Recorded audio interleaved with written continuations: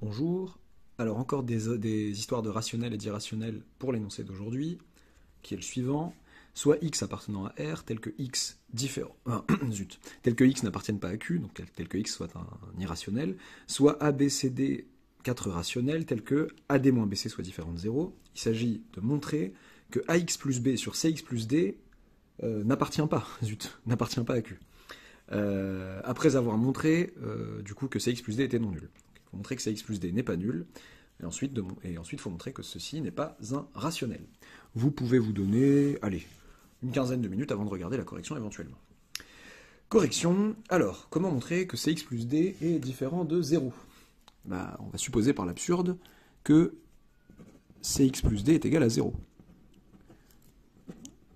Ok, qu'est-ce que ça donne ?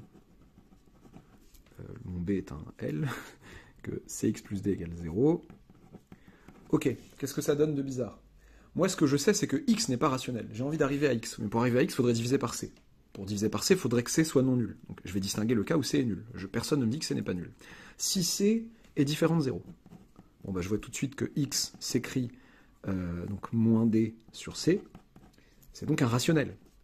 Un quotient de deux rationnels. D est rationnel, divisé par un autre rationnel non nul, en l'occurrence ici, et donc ça me fait un rationnel, un nombre rationnel. Donc c'est absurde, parce que par hypothèse de départ, X n'était pas rationnel.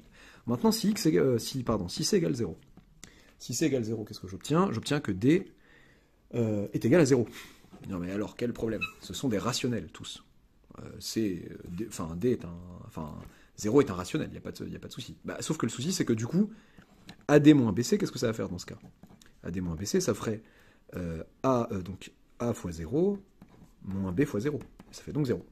Et c'est absurde, puisque l'énoncé me disait au départ que AD moins BC était non nul. Donc, eh bien, CX plus D est bien différent de 0. Ce qui nous permet de définir AX plus B sur CX plus D. Comment montrer maintenant que AX plus B sur CX plus D est un irrationnel ? Donc, supposons par l'absurde, encore une fois, en général, c'est ce qu'on fait quand on veut montrer qu'un truc est un irrationnel, que c'est un rationnel, que ce fameux, je vais lui donner un petit nom, que Y égale AX plus B sur CX plus D est rationnel. Vous pouvez vous dire, mais pourquoi ? Pourquoi un nom à ce truc ? Parce que mon objectif, peut-être, ce serait d'isoler X dans l'histoire et d'exprimer X à l'aide de plein de rationnels que sont A, B, C, D et Y, du coup, et trouver une absurdité. Donc j'ai pas forcément envie de poser ça comme un quotient de deux entiers ou que sais-je, non. J'ai envie d'essayer de faire apparaître X dans l'histoire, d'isoler X dans l'histoire. Alors, qu'est-ce que ça voudrait dire ? Eh bien, déjà, avec ce Y, j'ai que Y facteur de CX plus D est égal à X plus B. Ok, donc vous avez compris mon plan, c'est d'essayer de mettre les X ensemble. Donc, YC plus, allez, une étape pour du beurre, YD égale AX plus B. D'où, eh bien, donc, qu'est-ce que je sais plus, j'ai oublié le X ici, YCX, très bien. Et donc ça fait, donc si je mets tous les X ensemble, à gauche par exemple, ça fait YCX moins AX, donc YC moins A, le tout facteur de X, égale B moins D. B moins YD, pardon.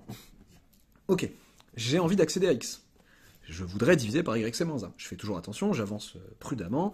Si YC moins A est différent de 0, eh bien j'obtiens X égale B moins YD sur YC moins A, et c'est un rationnel.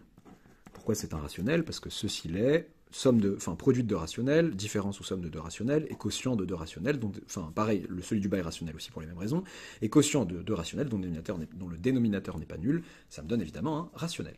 Et c'est absurde. Reste à traiter le cas où YC moins A est égal à 0. Qu'est-ce que ça peut faire de bizarre ?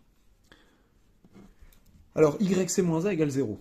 Qu'est-ce que ça me donne de bizarre ? Eh bien, je remonte à ce fameux YC moins A. Donc, je peux avoir une tentation, c'est de revenir à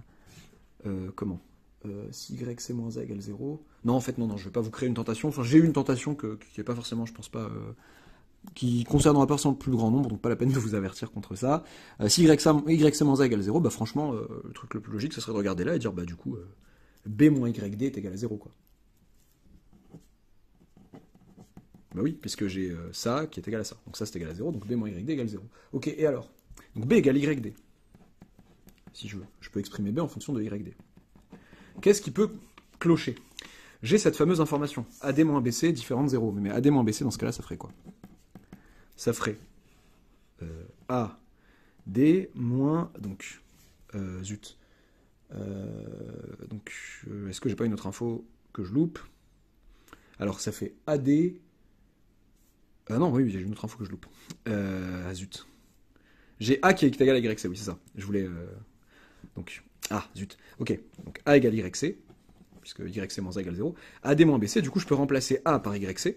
Ça fait YC D, moins, et le B, je peux remplacer par YD. YD, C. Donc ça, c'est le B, ça, c'est le A. Et j'obtiens 0. Voilà, j'avais pensé à remplacer B ici, mais après, il me restait le AD qui était inchangé. Mais là, ça me fait 0. Et bien, c'est absurde, parce que l'énoncé m'avait fait supposer le contraire au départ.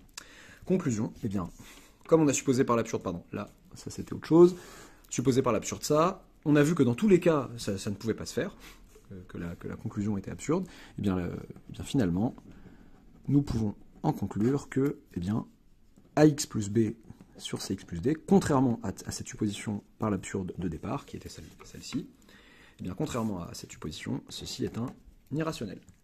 Voilà, à très bientôt pour... C'est un peu chiffonné, c'est pas grave, pour de nouvelles vidéos.